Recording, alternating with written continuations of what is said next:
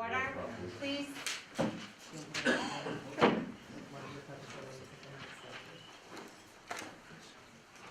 The first item for discussion on the agenda is labor harmony resolution, and we're going to table that for this evening until we're able to review it. Thank you. You're welcome. The next item on the agenda is the treasurer's report, if I can have Eric. Hi, good evening. If you go into tab 2, please, in your book, excuse me, tab 3.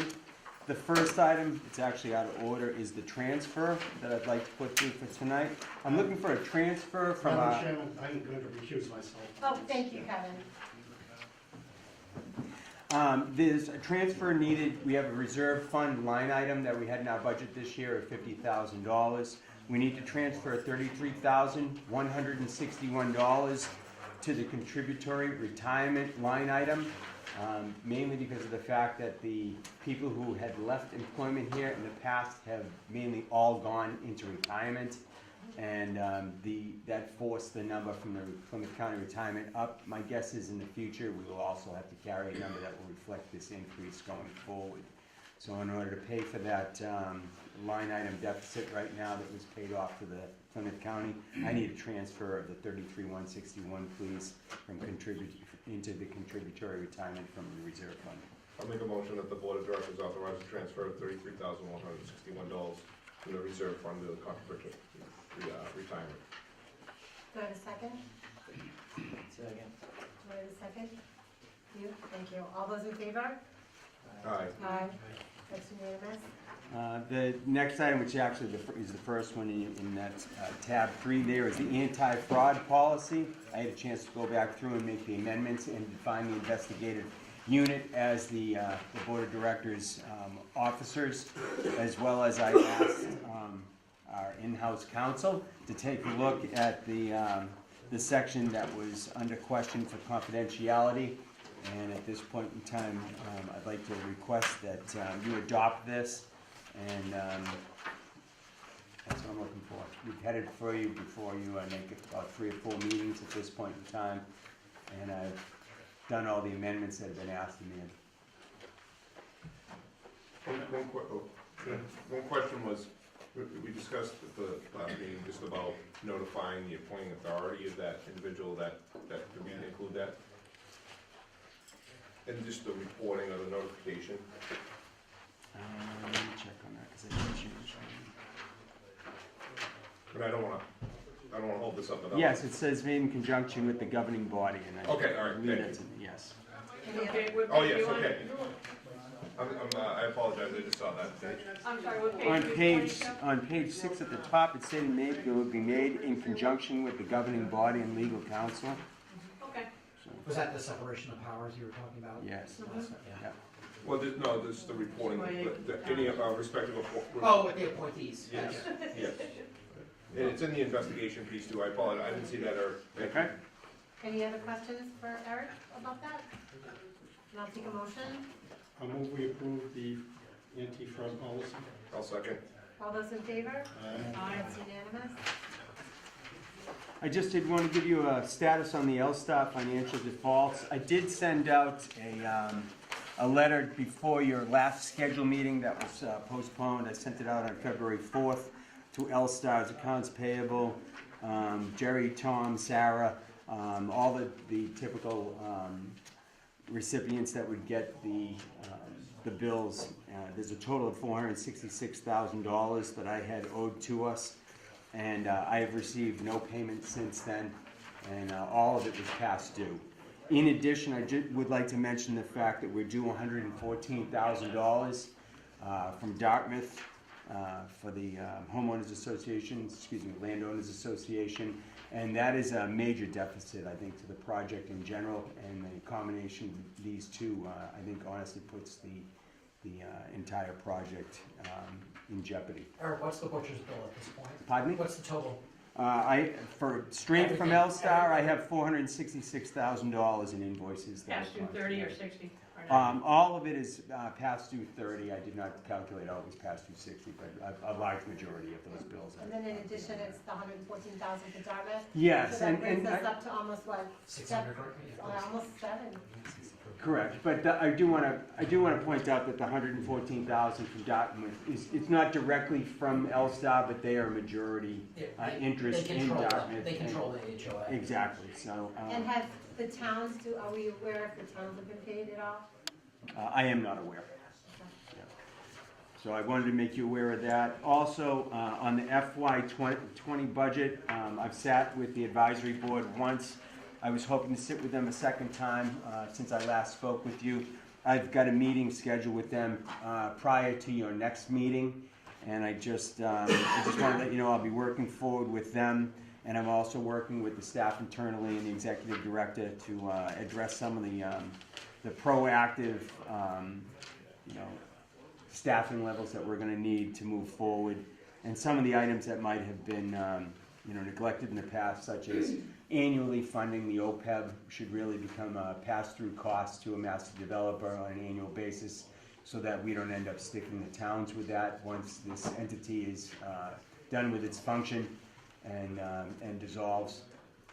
And some of the other items are keeping on there, things like the IT services and possibly enhancing that for GIS in order to have a comprehensive planning tool to work with the master developers in the future. What else we got? Increasing the general fund reserve budget for unforeseen increases, such as we may be looking at some larger legal bills in the future. Maybe not putting it directly into an increase in the legal budget, but having it set aside for not only that type of an item, but any other unforeseen costs, considering what we could be heading into in the future here. I have a question. Yes. Can you share with us what you're gonna be sharing with the advisory board? If you got any handouts for them, if you could share them with our group, that would be helpful. I will be bringing that to your next meeting, and Before the advisory board or at the same time? I'm going to be bringing it to the advisory board first, and then bring their recommendations along with I it think it to would be you. appropriate for us to see it at the same time that you send it out to the advisory board. Anybody have any concerns about that? I can send you the draft before I bring it to them, That's fine. absolutely, yeah. And further, can we get a status of 19 I'm sorry? expenditures in this year? Absolutely, yep. Just to sort of show us where we are in Sure. terms of percentage, and with all of these unpaid bills coming in, I think we've got to look at where we are, where we realistically can go, get a handle on that. Yeah, I have prepared actually a cash flow statement, looking at and what the possibilities that this year could bring to us. And I do want to let you know that we are in pretty good shape. There are some items that could come forward that could affect us financially in a negative impact. And so I have reached out to the state to get their opinion on revenue anticipation notes if they would be needed in the future. I do anticipate that we should be able to easily make it out a good year and a half, which should be able to weather any type of unforeseen occurrences that happen. I think my concern is that we can continue to sort of tread water, and if we're a little bit closer to that timeline, I think we should know it sooner. Yeah, like I said, I have developed a cash flow. We are in decent shape. I think a lot is foreseen at this point. Yep, as was not exactly. foreseen. And because of that, I've taken that into consideration in the cash flow statement. We instead know of- we're lean and mean, and if we need to get leaner, then we We need actually- to know that sooner. We actually, because of the fact that you set aside money in stabilization, and we had a decent free cash figure this year, we're actually in decent shape to tread water, taking into consideration any events that may be coming forward. Anything else, Eric? Nope, that ought to do it. Any other questions for Eric before we move on? No? Okay, moving on to the executive director's report. Thank you, just want to let the board, inform the board, this morning, I attended my first South Shore Economic Development Council meeting at the chamber office. And we had good discussions, we grouped in the room, and a lot of the discussion really circled around infrastructure, and particularly infrastructure at Union Point, and how that can be helpful to some of the other surrounding towns and economic development in general. So that was a good first meeting, and I look forward to those discussions continuing. As you know, Washington Capital has gone through with their foreclosure sale. We received notice from Related's attorneys yesterday that they will be auctioning off the commercial property on March 14th. 13th, sorry. And I've been in touch with Washington Capital. We're talking to them about what their next move is, and so Joe Versace from Washington Capital will be here Tuesday to have a more detailed discussion concerning the SRA's perspective on the property, what our mission is, what we'd like to see happen. And so we'll have more to report after that meeting on those two foreclosures. And that's it. Who's that meeting being attended by, Bob? Me. Just you alone? You want to know? Yeah. All right. Thank you.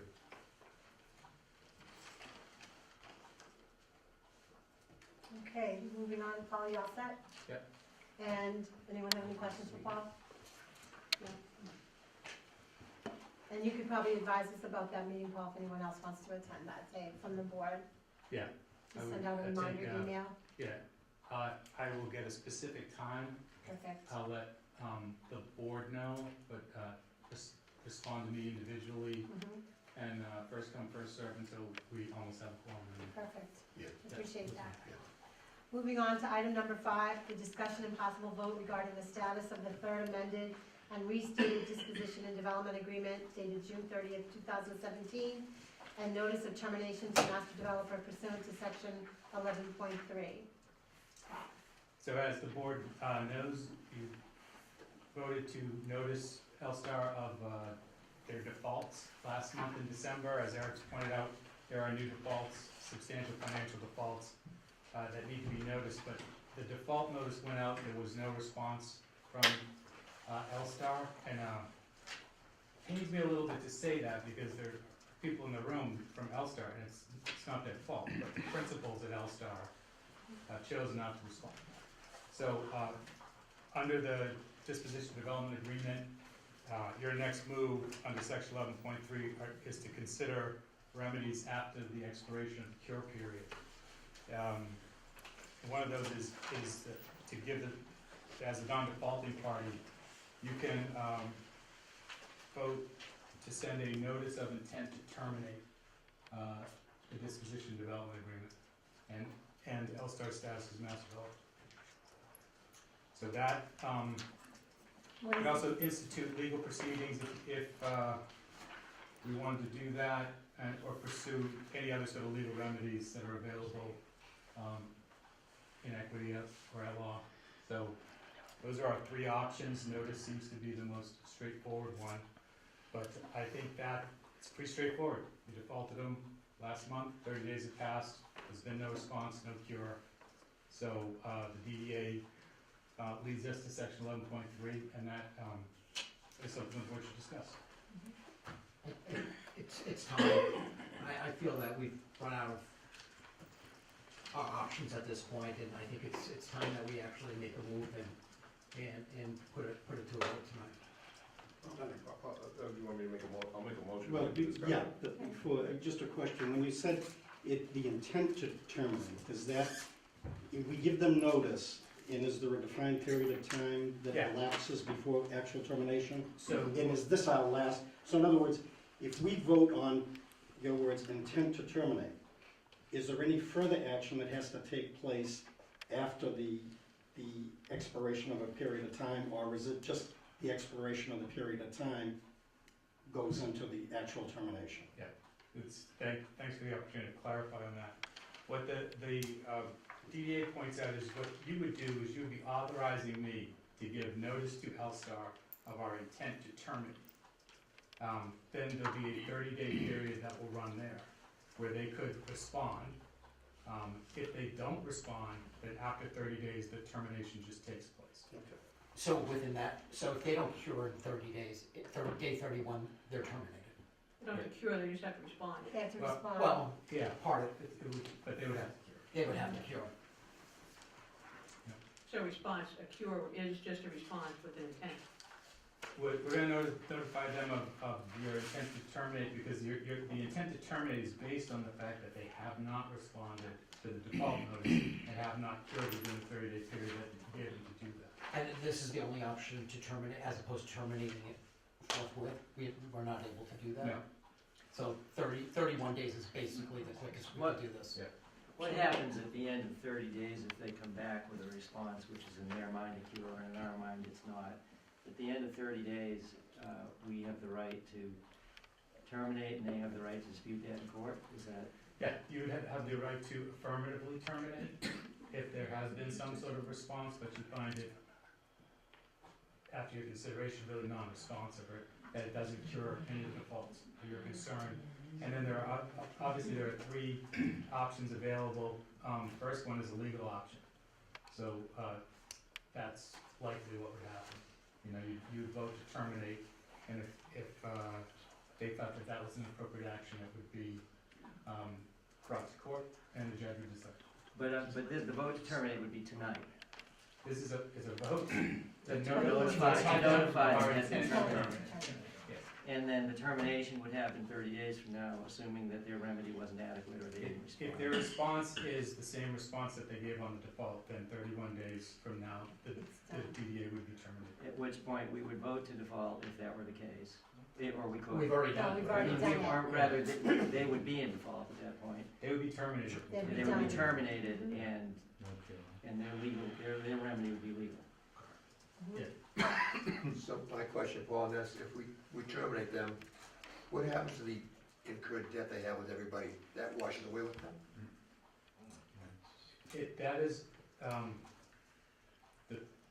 the debt that's out there is owed to L-Star as a corporation. It's a private transaction between private parties and a private corporation. So those private parties have whatever legal remedies they would have to collect that debt. If that debt is secured by the property, then they would have an action against the property to try to recoup their value. If they have unsecured debt, then it depends what happens to L-Star.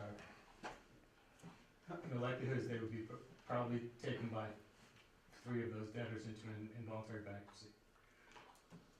If I may, I think part of the motion should also be to give whatever legal authority Paul may need to affect anything that translates from it. So, case in point to your question, if we're owed money, it was an obligation that was done at the time that they were the master developer, and I don't think by any stretch of the imagination we should walk away from that. I think we should push it to the fullest extent of the law, and if that means going into court to enforce it, then so be it. Yes. So, We have, it's up to Kevin's point, we have the ability to put liens on their property, on any property as well for any incurred debt. Taxes only, and it's so minimal, it's extremely Really minimal. has to exist. The amount of legal costs would be, you know, Would probably you're exceed. talking about the same as probably the amount of the taxes. And anything above and beyond that, you would have had to have accepted a section of law in order to lien stuff that's outside of the taxes, such as the developer's fees. I'm looking into that further, but that's been my first research on it, is that you could not do that right Yeah, away. so we're researching the liens as Eric, the ability to lien, as Eric has pointed out, but we will keep a running tally, and when we get to that point, if we're dealing with a company that that we terminate as master developer, there'll be a final bill, and then we will bring to the board options for collecting that rent. Theoretically, bankruptcy would probably be last on this anyway. Yeah, Could be. you'll have to weigh the cost of collecting Yeah. versus what we're owed. Any other questions from the board? Comments? I'll make a motion to Oh, authorize. I'm sorry. Oh, L-Star has a right to sort of be heard, if they want to. Terry? Do Tom? do you wanna, Paul, do you wanna read this and then, because I'll read that section, and then allows them to ask. Okay. Yeah, Okay. okay, and then we'll have. One second. I'll make a motion to authorize the executive director to draft and send a notice of the intent to terminate of the master developer L-Star under section 11.3 subsection B of the DDA. And I'll read section 11.3 subsection B. After notice of expiration of the cure period, if the alleged default has not been cured in the manner set forth in the notice, in parentheses, an event of default non-defaulting party may, at its option, subsection B, give the defaulting party notice of intent to terminate this agreement. A notice of termination which shall be effective 30 days thereafter. If L-Star is the defaulting party, the authority shall provide to L-Star an opportunity to be heard by the board of directors of the authority prior to giving notice of termination. I'll second that. Okay, and just if I could Yeah. add one quick thing, and further to give the executive director the authority to affect any legal action as a result thereof. Second. Already seconded. Tom? Oh, you did, sorry about that. It's okay. All those in favor? No, No, let's let me speak, Tom. let's speak first. Thank you, Madam Chair. I'll be brief.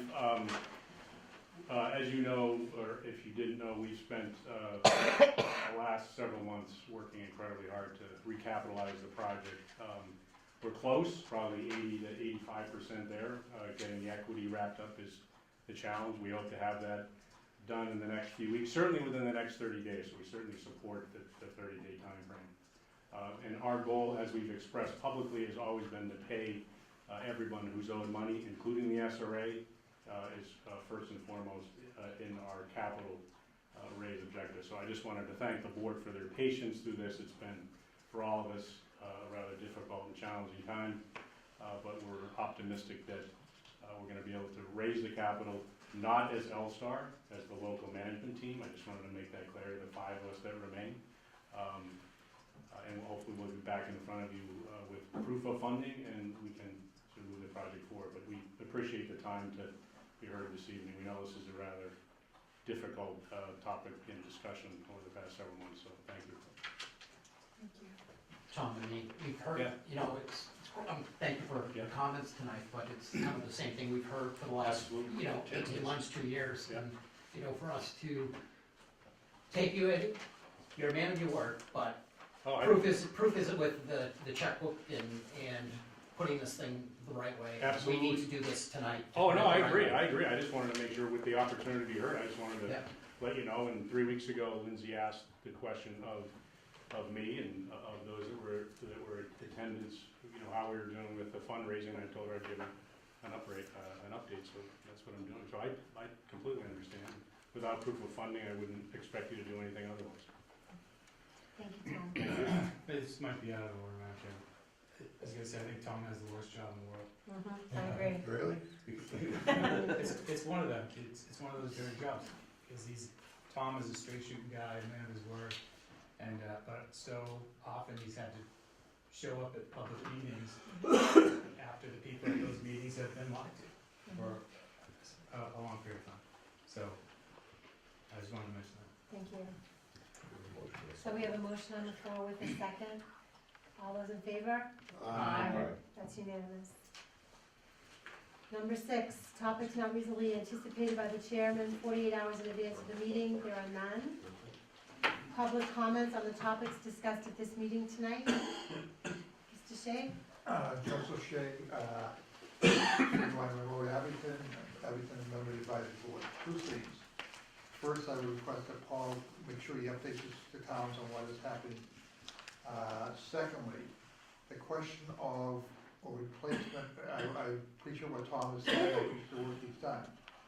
However, if L-Star is removed, I think you need to have a search for who you're gonna get in. I don't think you can just automatically say you're gonna go to anybody. I think you almost have to go back out for a bidder. I think there'll be, and also you need to clarify what you're gonna be looking for, what kind of conditions you want. Do you want changes in DDA and so forth for the next one, changes in how the process works? That'd be my opinion, basically, it can't be a quick, obviously the need to do it, but I think you've gotta be careful of what you're doing. Thank you. Good luck. Any other comments with regards to tonight's topics? Mary? I'd like to ask a question on the issue of infrastructure being discussed at the Chamber of Commerce. Could you give more detail on that? They were discussing their 2030 plan, the housing plan from the Chamber, and the SSEDC's role in that. And there were several, Mayor Sullivan from Braintree was there. There were other people from other surrounding communities, and they're all looking at their own economic development plans locally and sort of regionally, how they're gonna meet some of these housing goals that they've set. And a lot of the surrounding communities are limited, infrastructure-wise on water and sewer primarily, so there was a lot of just questions going back and forth about, are you an MWR water community, sewer community, how much capacity do you have? Do you have discharge limitations? It was sort of that thing. But it was very instructive because it was the first time that I've seen, you know, numerous South Shore communities talking about similar challenges with each other. And so I think there are opportunities maybe for them to cooperate on some of the infrastructure would be a more efficient approach, but it was really that general. Was there any MWRA participation in it? No. I have one more question because of the foreclosure and possibly another foreclosure coming on land. If you have a master developer and it's not the entity that owns the land, how does that master developer function? And then if you have more than one entity owning parcels of land, how do you get someone to pay for infrastructure to come in here? Those are good questions. Thank you. Any other questions about tonight's topics? Seeing as there, oh, I'm sorry, Steve? Yeah, so I'd like to know, I guess I'd be interested in knowing the 5-member besides Tom, I assume Jerry Kavanaugh, there's 3 other members, are any of those the principals of All-Star? No, no. No. Okay, so this is like a new group, a new developer, so just like Joe said, that becomes important to think, how good are they compared to somebody else, and, okay, just something. Anyone else? Seeing as none, I will take, our next meeting is, I don't have it in front of me. Is it March 6th. March 6th? And I'll take a motion. Motion adjourned. Second? All those in favor? Aye. Thank you very much.